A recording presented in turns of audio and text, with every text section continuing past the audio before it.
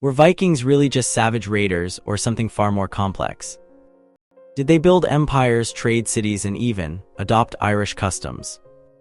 Let's dive into the chaotic, glittering, and utterly bewildering story of how Scandinavia's warriors reshaped England and Ireland. The year is 835. A storm-tossed ship bristling with axes and smelling of salt and something darker lands on the Cornish coast. It's not a friendly visit. The Chronicle, a meticulously kept record of Anglo-Saxon history, simply notes a micel scipher, a great ship army, no fanfare, no welcome. Just a brutal arrival, a reminder that the old order was crumbling. This wasn't a single raid, it was the beginning of a tidal wave. For decades, these Viking fleets, the Longfjord, haunted the Irish Sea. They weren't just pillaging monasteries for gold, they were building something new, something unsettling. Dublin, a sleepy settlement nestled on the River Liffey, became the epicenter. Imagine a city erupting from the mud, a chaotic jumble of timber buildings, smoky taverns, and workshops overflowing with strange goods. It wasn't a planned city, not like the Roman ones with their grid layouts. It was a Viking sprawl, a reflection of the warriors who built it, rough, pragmatic, and utterly driven. And the weapons. The sheer number of them unearthed at Dublin's swords, axes, spears tells a story of constant violence. More than a third of the adult male skeletons bear the scars of blade wounds. Skulls, meticulously arranged in pits and latrines, served as grim trophies, a chilling display of dominance. It wasn't a city of merchants and artisans, it was a city of warriors, a fortress built on bloodshed. But there's more to the story. Beneath the layers of violence, archaeologists unearthed gaming pieces, miniature ships, and children's toys, a surprisingly domestic scene. Imagine a Viking child playing with a wooden sword, oblivious to the raids and battles raging outside the city walls. They traded in furs, slaves, and exotic goods like Chinese silk. Dublin became a bustling hub, a crossroads of cultures, even if those cultures were often forged through force. Across the narrowest of waters in York, or Jorvik as the Vikings called it, a similar transformation was taking place. This wasn't a coastal settlement, it was a thriving urban center, a testament to Viking ingenuity. The Coppergate excavations revealed a city crammed with workshops, crammed with people. Blacksmiths hammering metal, weavers crafting intricate textiles, and brewers producing ale, a vibrant, noisy, and surprisingly organized community. Think of it walking through the streets of 10th century York, dodging timber-framed buildings, inhaling the smell of smoke and spices. It's a sensory overload, a glimpse into a world utterly different from the quiet English towns of the time, and the road names. Gate, a word borrowed from the Old Norse meaning street.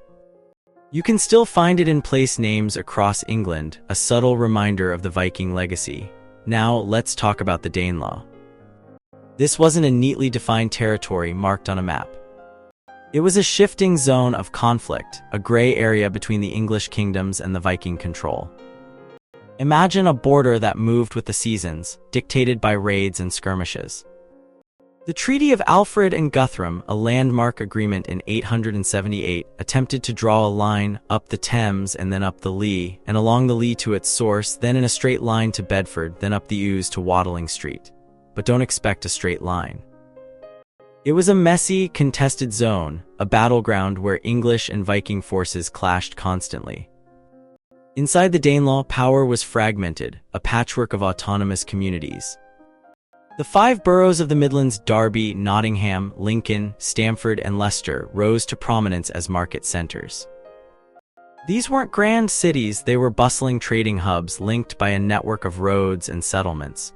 And the road names, again, Gate, a legacy of Viking influence. The economy of the Danelaw was a strange beast. Silver bullion flowed freely, suggesting a sophisticated trading network. Hordes of coins, some mimicking the currency of Mercia and Wessex, point to an attempt to establish a standardized system of weights and measures, but it wasn't a uniform system. Individuals likely used their own weights, a reflection of the decentralized nature of the region. But the Vikings weren't just traders, they were cultural innovators.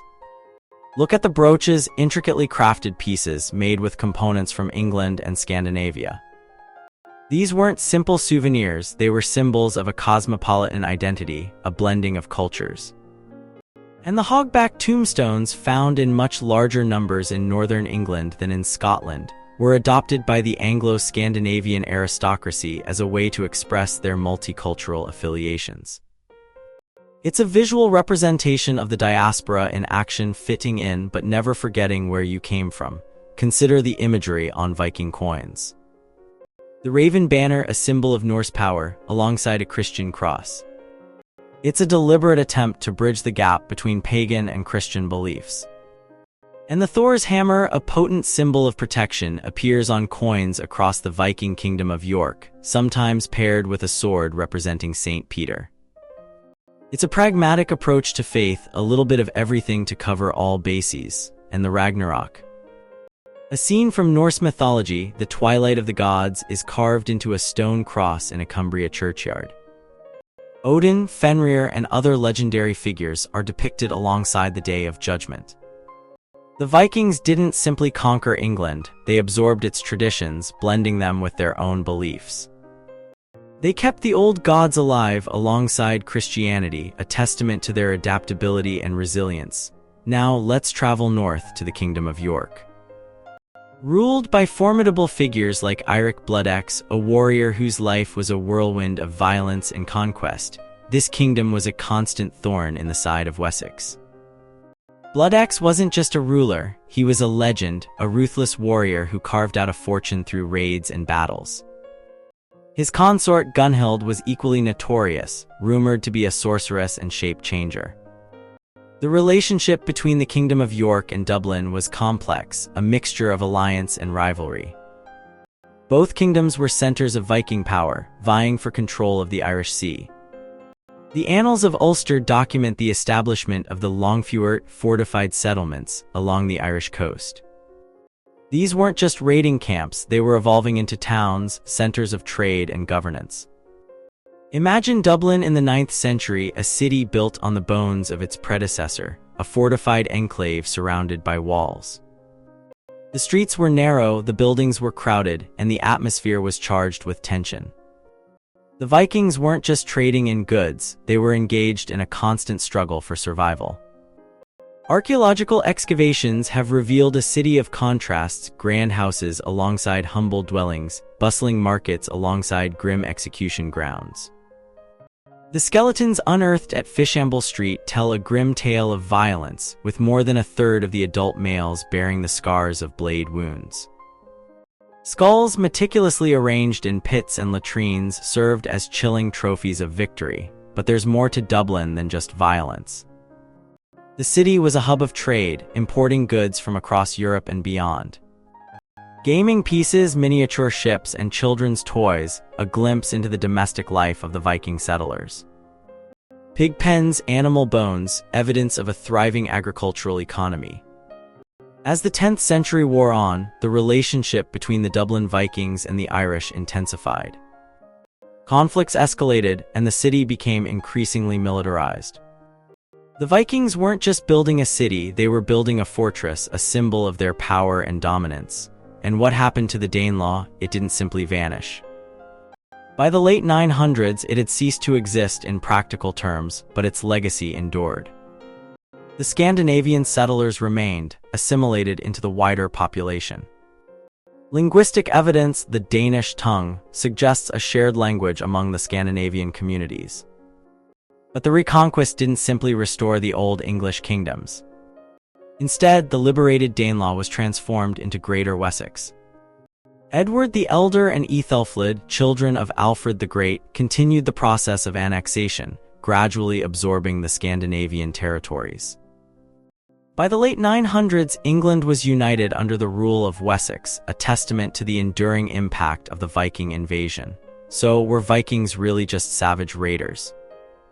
Or were they something far more complex: traders, innovators, and cultural transformers? They built cities, established trade networks, and blended their traditions with those of the native population. They shaped the language, the landscape, and ultimately the identity of England and Ireland.